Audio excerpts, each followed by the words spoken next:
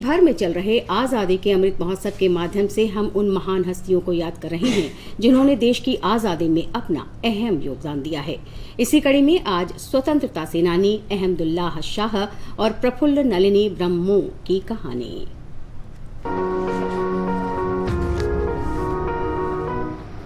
भारत की स्वतंत्रता के प्रथम संघर्ष के दौरान अंग्रेजों ने 21 मार्च 1858 को लखनऊ की घेराबंदी तोड़ने में सफलता पाई थी। स्वतंत्रता सेनानी अहमदुल्ला शाह और उनके 1200 सैनिक शहर के मध्य में किलेबंद मकान से बाहर निकाले गए। इस अंतिम किलेबंदी के खत्म होते ही ब्रिटिश सेना अवध राज्य में संगठित स्वाधीनता संघर्ष को कुचलने में कामयाब हो गई। ईस्ट इंडिया कंपनी ने अवध को 1856 में अपने अधिकार क्षेत्र में मिला लिया था।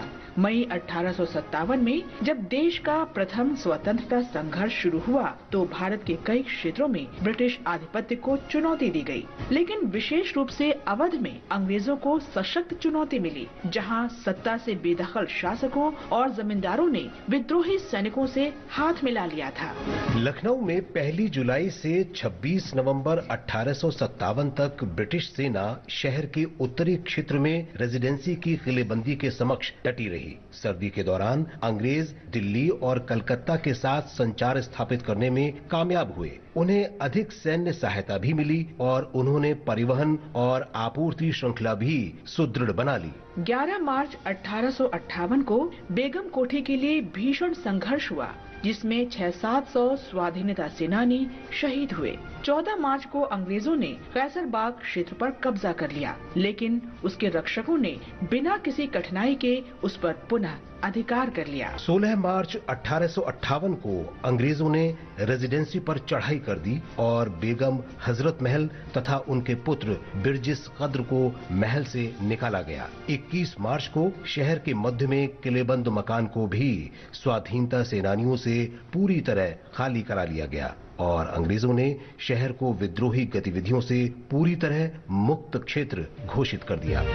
आज हम क्रांतिकारी स्वाधीनता सेनानी प्रफुल्ल नलिनी ब्रह्मो का भी स्मरण कर रहे हैं। उन्हें ब्रिटिश अधिकारी स्टीवेंस की हत्या के संबंध में 21 मार्च 1932 को अंग्रेजों ने गिरफ्तार किया था।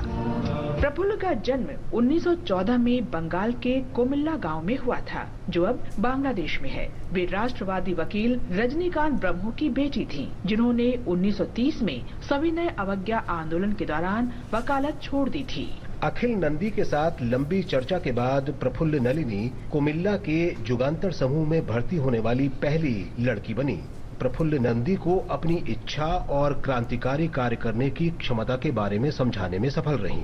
नलिनी को जिले में क्रांतिकारी समूह की महिला इकाई संगठित करने की जिम्मेदारी सौंपी गई। प्रफुल्ल ने शीघ्र ही स्कूल की अपनी सहेलियों शांति घोष और सुनीति चौधरी को भर्ती करके अपनी क्षमता सिद्ध कर दी। वे दोनों बाद में प्रसिद्ध क्रांतिकारी बनी। इसके बाद कोमिल्ला के जुगांतर समूह की महिला इकाई का विस्तार करते हुए Tripura district women's student organisation का गठन किया गया। प्रफुल्ल को संगठन की अध्यक्ष और शांति को सचिव बनाया गया। स्टीवेंस की हत्या के आरोप में गिरफ्तारी के बाद प्रफुल्ल को कोमिल्ला जेल में बंद कर दिया गया। बाद में सबूतों के अभाव में उन्हें नजरबंद किया गया। 30 मई 1932 को उन्हें हिजली जेल भेज दिया गया। अप्रैल 1936 में प्रफुल्ल को रिहा कर दिया गया और उनके गांव के घर में ही नजरबंद कर दिया गया। 22 फरवरी 1937 को प्रफुल्ल का निधन हो गया। महान स्वतंत्रता सेनानी को शत शत